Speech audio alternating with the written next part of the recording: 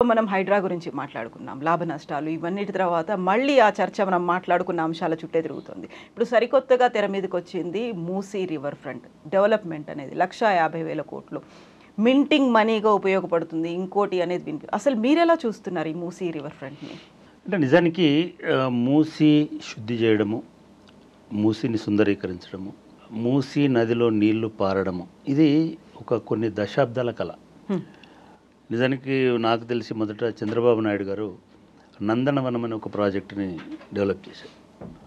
ఆ నందనవనం ప్రాజెక్టు వచ్చే నాటికి మూసీ అనేది ఒక కంపు కొట్టే మురికి కూపంలాగా ఉండేది. మూసీ ఒక ఒడ్డున సిరీస్ అనే ఒక పెద్ద ప్రాజెక్టు, పెద్ద రసాయనాల కర్మాగారం ఉండేది. ఇంకొక చోట ఒక పెయింట్స్ కర్మాగారం ఉండేది, ఇంకొక చోట ఇంకొకటి ఉండేది. సరే, స్లోగా దీన్ని క్లీన్ చేసేటువంటి ప్రాసెస్లో భాగంగా వాటన్నిటినీ, ఎందుకంటే అప్పటికి ఎల్బీ నగర్ అంతా విస్తరిస్తున్న క్రమంలో ఆ సిరీస్ అనే ప్రాజెక్టు ఒక నగరం నడిబొడ్డున ఆ ఎల్బీ నగర్ చుట్టుపక్కల ఉన్న వాళ్ళకు ఒక కాలుష్యాన్ని ఇచ్చేటువంటి దీనిలాగా దాన్ని మొత్తానికి అక్కడి నుంచి తీసిన దాని మీద పెద్ద ఉద్యమం నడిచింది. మూసీని ఎందుకంటే మనకు మూసీ ఒక మురికి కాలువలా కనబడుతుంది, కానీ మూసీకి చాలా గొప్ప చరిత్ర ఉంది. మూసీ నల్గొండ జిల్లాలో కొన్ని లక్షల ఎకరాలకు ఆయకట్టును నీళ్లను అందించేటువంటి నది కూడా. మనం కాలువ అంటున్నాం, దాన్ని నాలా అంటున్నాం, లేదా మురికి అంటున్నాం. ఆ దాని మీద కూడా అట్లా నల్గొండ ప్రాంతంలోకి పోయి అక్కడి పంటలలో కూడా విషతుల్యం చేస్తుంది అనేటువంటి పెద్ద ఎత్తున దాని మీద స్టడీస్ జరిగినాయి. ఈ స్టడీస్ జరిగినటువంటి టైంలో నందనవనం అనేటువంటి ప్రాజెక్టుని తీసుకొచ్చి అక్కడ ఉన్నటువంటి మురికి పరిశ్రమలను, విషతుల్యం చేస్తున్నటువంటి పరిశ్రమలను ఇవన్నిటినీ తీసుకెళ్ళి ఈ నాలాల ద్వారా వచ్చేటువంటి మురికి దానిలో కలుపుతుంది కాబట్టి వాటిని సపరేట్గా పైప్ లైన్లు వేసి ఊరు బయట కలిపేటట్టుగా ఇట్లాంటివో చేసుకుంటూ వచ్చింది.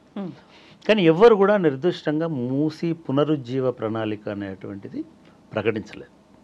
మూసీ పరిరక్షణ వేరు, మూసీని సుందరీకరించడం వేరు, మూసీని పార్కులు చేయడం వేరు, మూసీని ఇంకొకటి చేయడం వేరు. కానీ మూసీని నదిగా మార్చడం ఎట్లా అనేటువంటి ధ్యాస ఈ 30 సంవత్సరాలలో ఏ ఒక్కరికి రాలేదు.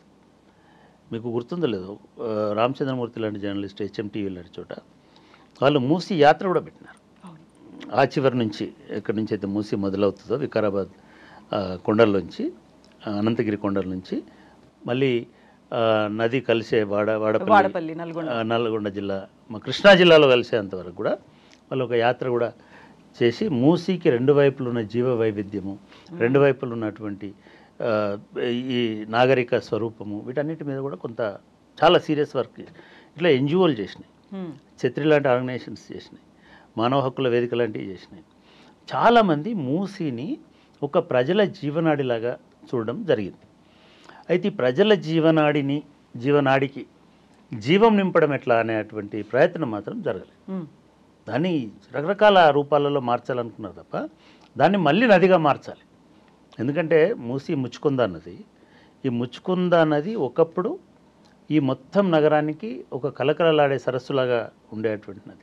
అదేవిధంగా ఆ అనంతగిరి కొండల నుంచి మొదలుపెట్టి మనకి శంకర్పల్లి ఇటువైపున్న మిగతా దానిలోంచి వచ్చిన వరదంతా అక్కడి నుంచి ఆ వరద ప్రవాహం అంతా నది నిండా నడుచుకుంటూ పోయాడు. ఇది ఉగ్రరూపం దాల్చి 1908, 1909 ప్రాంతంలో విపరీతమైన వరద గురై హైదరాబాద్ మునిగిపోయి 30,000 మంది దాదాపుగా కొట్టుకుపోయినారు. అనేక ప్రాంతాలు జలమయం అయిపోయినాయి. ఆ నీటిలో 10 రోజుల పాటు నగరం విలవిల్లాడిపోయింది. ఆ టైంలో నిజాం ఎవ్రీడే ఒక వరంగల్కి సంబంధించిన ఒక న్యాయవాది, అప్పుడు నిజాం కొలువులో కూడా న్యాయవాది ఆయన తన ఆత్మకథలో ఇదంతా రాసినాడు. ఆయన రోజు గుర్రం మీద బండిలో వచ్చి ఆ వరద చూసి ఆ ఉధృతి తగ్గకపోతే మళ్ళీ ఏడ్చుకుంటూ వెళ్ళిపోయేవాడని రాసినాడు. ఈయన ఎక్కడుండి రాసినాడు? ఉస్మానియా జనరల్ హాస్పిటల్లో ఒక చింత చెట్టు ఉంటుంది. ఆ చింత చెట్టు మీద 140 మంది ఎక్కి ఉండి వారం రోజుల పాటు అక్కడ ఉండి ప్రాణాలు కాపాడుకొని దిగినారు. అట్లా దిగిన వాళ్ళందరూ ఆ రాజు గారి వేదనని, ఆ నిజాం బాధని గమనించినారు. ఇదే కాంటెక్స్లో నిజాం నిజంగానే ఆయన కలత చెందిపోయారు. ఎందుకంటే తన రాజ్యం కొట్టుకుపోతుంది, ప్రజలు కొట్టుకుపోతున్నారు. ఇప్పుడున్న రాజులా కాదు, అప్పుడున్న రాజులు చాలామంది నిజాం అంటారు, కానీ వాళ్ళు నిద్రపోయే వాళ్ళు కాదు. నిజాం కూడా నిద్రపోలే. ఇప్పుడు వాళ్ళు ప్రజలు కొట్టుకుపోయినా కూడా మళ్ళీ రేపు వచ్చేసి ఎక్స్గ్రేషియా ఇస్తాము ఇంకోటి చేస్తామంటారు. ఆయన ఏం చేసినాడు, ఈ ఉపద్రవం ఆగాల. సరే అప్పుడు పక్కనుండే అయ్యగారు ఆయన నుండి, అయ్యా మూసి అంటే మన ఆడపడుచు, ఎవరైనా ఆడపడుచు భారతీయ సంస్కృతిలో హిందూ ధర్మంలో మనం ఆడపడుచు వాయినాలన్నీ పెట్టి ఆమెను వేడుకొని శాంతించమ్మా అని చెప్పాలి. ఏం చేయాలని అడిగినాడు. మై బిలౌడ్ కింగ్ అని ఒక పుస్తకం అది, ఆ పుస్తకంలో ఈ నరేషన్ అంతా ఉంటుంది. ఏం చేయాలమ్మా అని అడిగినాడు. ఏం చేయాలయ్యా అని అడిగితే, మీరు ఒక పట్టు వస్త్రం కట్టుకోండి, బొట్టు కుంకుమ బొట్టు పెట్టుకోండి, పసుపు కుంకుమ గాజులు చీర సారె పెట్టి ఈ తాంబూలం తీసుకొని నదిలోకి పోండి. పోయి ఏం చేయాలి, 3 సార్లు మునగండి, మునిగి లేవండి, లేచి ఈ తాంబూలాన్ని సారెని నీ బిడ్డ అనుకొని ఆ నదిలో వదలండి అని చెప్పాడు. చేసినాడు ఆయన. ఆయన ముస్లిము, మేము హిందువులం అంటారు కదా.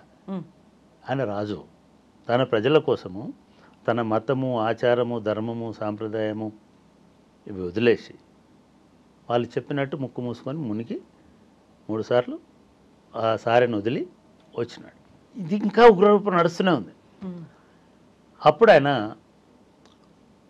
లండన్లో ఉన్న లండన్లో నిజాంకు ఒక ఎంబసీ ఉండేది, ఒక హై కమిషనరేట్ ఉండేది. వాళ్ళకి ఫోన్ చేసి చెప్పాడు, ఈ ప్రపంచంలో ఎవడైనా వరదలు నాపెట్టాడు ఉంటే తీసుకురండి. అప్పుడు విశ్వేశ్వరయ్య అని ఆయన, మోక్షగుండం విశ్వేశ్వరయ్య, బెంగళూరు మైసూర్లో ఈ బృందావన్ గార్డెన్ అని అంటాం కదా, కావేరీ వరదలకు సంబంధించిన ఏదైతే నిర్మించి దాన్ని అక్కడ చేసినాడో ఆయన, ఆ టైంలో లండన్లో లండన్ మెట్రోపాలిటన్ డెవలప్మెంట్ అథారిటీ అంటే లండన్ సిటీ డెవలప్మెంట్ అథారిటీలో కన్సల్టెంట్ ఇంజనీర్గా ఉన్నాడు. వీళ్ళు ఆయన దగ్గర పోయినారు. ఆయన అంటే నిజంగా ఎట్లుంటుందంటే, ఒక గూగుల్ కంపెనీలో అమెరికాలో పనిచేస్తున్న పిల్లగాన్ని మీరు తీసుకొచ్చి ఐడ్రీమ్ స్టూడియోలో పనిచేయని పిలిస్తే ఎట్లా ఫీల్ అవుతాడో, ఎంత ఎంబరాస్మెంట్ ఫీల్, ఆయన రాసుకున్న స్టోరీలోనే ఉంది. అట్లా ఫీల్ అయినాడు. లండన్ లండన్ సిటీ అనేటువంటిది ఆ కాలంలో ఒక 120-130 ఏళ్ళ కింద, 140 ఏళ్ళ కింద అదే క్రౌన్, ఎంటైర్ వరల్డ్ రవి అస్తమించని బ్రిటిష్ సామ్రాజ్యానికి కేంద్ర నగరం, ప్రధాన నగరం, రాజధాని. దాని మెట్రోపాలిటన్ డెవలప్మెంట్ అథారిటీలో ఇంజనీర్ కన్సల్టెంట్. ఆయన తీసుకొచ్చి ఒక చిన్న టైనీ స్టేట్ హైదరాబాద్ అనే స్టేట్లో, హైదరాబాద్ అనే పట్టణంలో మూసీ అనే ఒక 30 కిలోమీటర్లు 50 కిలోమీటర్ల పొడుగున్న నది నగరాన్ని ముంచేసింది, నువ్వు వచ్చి దాన్ని ఆపాలనేసరికి ఆయన, బట్ వీళ్ళు పర్స్యూ చేసిన పద్ధతి ఇదంతా చూసి ఆయన కూడా ఆశ్చర్యంగా చెల్లించిపోయినాడు. అన్నీ వదులుకొని ఆయన హైదరాబాద్కి వచ్చినాడు. హైదరాబాద్కి వచ్చి ఆయన 1916 కల్లా 2 రిజర్వాయర్స్ని కట్టినాడు. ఒకటి ఉస్మాన్ సాగర్, రెండోది హిమాయత్ సాగర్. గండిపేట ఒకటి, హిమాయత్ సాగర్ ఒకటి, 2 చెరువులకి 2 ఆనకట్టలు కట్టినాడు. కట్టి ఎంత వరద వచ్చినా ఇది నిలబడి ఉంటుంది. నదికి ఎంత నీళ్ళు అవసరమో అంత నీళ్ళని ఈ 2 వాటి ద్వారా పంపిస్తాము. 2 వచ్చి ఇప్పుడు లంగర్ హౌస్లో సంగం అని అంటాం కదా, బాపుఘాట్, అక్కడ కలుస్తాయి.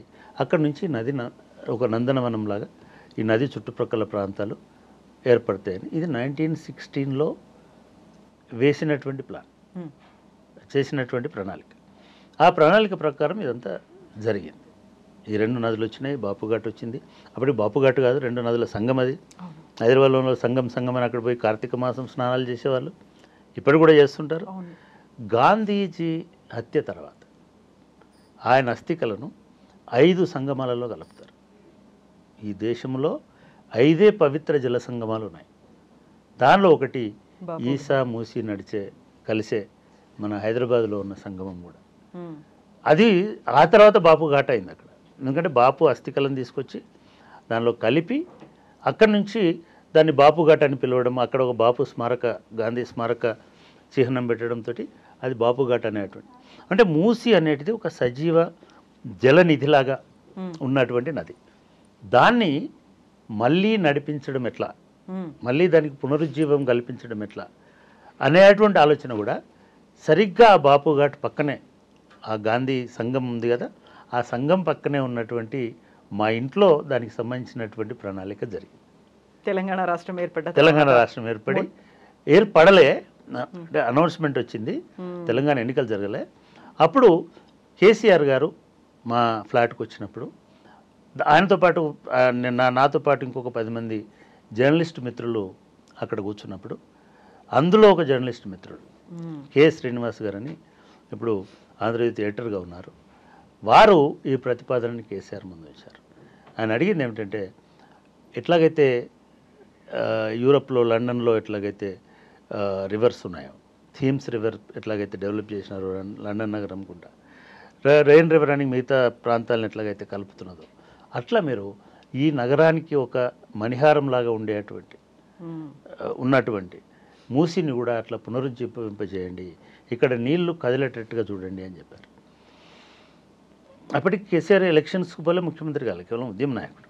ఎలక్షన్స్ ఉన్నాయి, ఆ ఎలక్షన్స్ ప్రణాళిక కోసమే మా దగ్గరకు వచ్చినాడు. సరే, నేను వాళ్ళందరినీ కూడా పిలిచాను. ఈ డిస్కషన్ నడుస్తున్నప్పుడు ఆయన కొంత ఆలోచించాడు కదా. అంటే కేసీఆర్ గారు ఏమన్నారు, సరే ఈ నది నిడివి చాలా తక్కువ, ఎందుకంటే మన అనంతగిరి కొండల నుంచి ఇక్కడికి వచ్చేసరికి 30 కిలోమీటర్లు 50 కిలోమీటర్లు ఉంటుంది. థీమ్స్ అనేటిదేమో చాలా దూరం నుంచి చాలా దాని పరివాహక ప్రాంతం అంటాం కదా, అది ఎక్కువ క్యాచ్మెంట్ ఏరియా అంటాం. అంటే రెయిన్ఫాల్ ఎక్కడైతే పడి ఆ రెయిన్ అంతా వచ్చి నది కావాలి. ఇది చిన్న దారలాగా పుడుతుంది, ఇది మన ఆ కొండలలో అనంతగిరి కొండలు చిన్న దారలాగా పుడుతుంది, అది ఎక్కడో బయటకు వస్తుంది, అక్కడ నుంచి వస్తుంది. రిమైనింగ్ రెయిన్ఫాల్ ఎక్కువ ఉంటే అది పెద్ద నది అవుతుంది, గోదావరి లాగా. గోదావరి ఏమో నాసిక్ నుంచి కొన్ని వేల కిలోమీటర్లు ప్రయాణం చేసి వస్తుంది, 100 కిలోమీటర్లు. ఇదేమో జస్ట్ కదా, దీన్ని మరి లైవ్గా ఉంచాలంటే కష్టము. ఇది ఓన్లీ రెయిన్ఫాల్ ఉన్నప్పుడే ప్రవహించే నది. దీన్ని 365 రోజులు సజీవంగా ఉంచాలంటే చాలా కష్టం అన్నాడు. అంటే శ్రీనివాస్ గారు ఉండి లేదా తంగశాల అశోక్ మిగతా వాళ్ళు ఉండి, సార్ మనము సబర్మతి అనే రివర్ను ఎట్లాగైతే బతికించినారో, సబర్మతి కూడా దాదాపు అహ్మదాబాద్ సిటీలోంచి పోతుంటుంది, అహ్మదాబాద్ నగరం నుంచే పోతుంది. అహ్మదాబాద్ కూడా సబర్మతిని మింగేసింది. దాని పక్కనే గాంధీ ఆశ్రమం ఉంటుంది, అక్కడ కూడా చాలా కోఇన్సిడెంట్ చూడండి, అక్కడ కూడా గాంధీ ఆశ్రమం ఉంటుంది, ఇక్కడ కూడా గాంధీ ఆశ్రమం. సో ఆ రివర్ని ఎట్లాగైతే చేసిన, ఆ రివర్ కూడా నిజానికి దాని పైన పోయి చూసినట్టయితే పెద్ద కొండలు, మిగతా గుజరాత్ రాజస్థాన్ మధ్యలో ఉండేటువంటి ఘాటు, ఆ నుంచి వాటర్ వస్తుంది. అయినా సరే దాన్ని ఆర్టిఫిషియల్గా దానికి 2 వైపులా గోడలు కట్టి ఆ రివర్ని మళ్ళీ ప్రొటెక్ట్ చేసి లైవ్గా మార్చినారు. అదే పద్ధతిలో ఇక్కడ కూడా చేయొచ్చు. అన్న తర్వాత మళ్ళీ కొంచెం ఒక దాదాపు గంట సేపు ఒక మేధో మదనంలాగా అల్లం నారాయణ గారు చాలామంది ఉన్నారు, ఆయన జరిగిన తర్వాత చలో రాయండి సార్ అన్నాడు. నేను ఆ మేనిఫెస్టోని ఫైనల్ చేస్తున్నాను. దాంట్లో ఒక పాయింట్, మూసీ నగరం, హైదరాబాద్ నగరానికి ఉన్నట్టు నుంచి ప్రవహిస్తున్న మూసీని ఒక జీవనదిలుగా మార్చడానికి సబర్మతి లాంటి థీమ్స్ ఇవన్నీ పదాలు పెట్టి దీన్ని ఇట్లా చేయడానికి ఈ ప్రభుత్వం కట్టుబడి ఉంటుందని రాసిన. అట్లా దీన్ని, ఈ నదిని మళ్ళీ ప్రవహింపజేసే ప్రణాళిక, నదిని సుందరీకరించే ప్రణాళిక కాదు, నదిని నందనవనం చేసే ప్రణాళిక కాదు. నది ప్రవహిస్తే ఆ నదీ తీరం నందనవనం అవుతుంది, కానీ నదిలో మురికుంటే కాదు.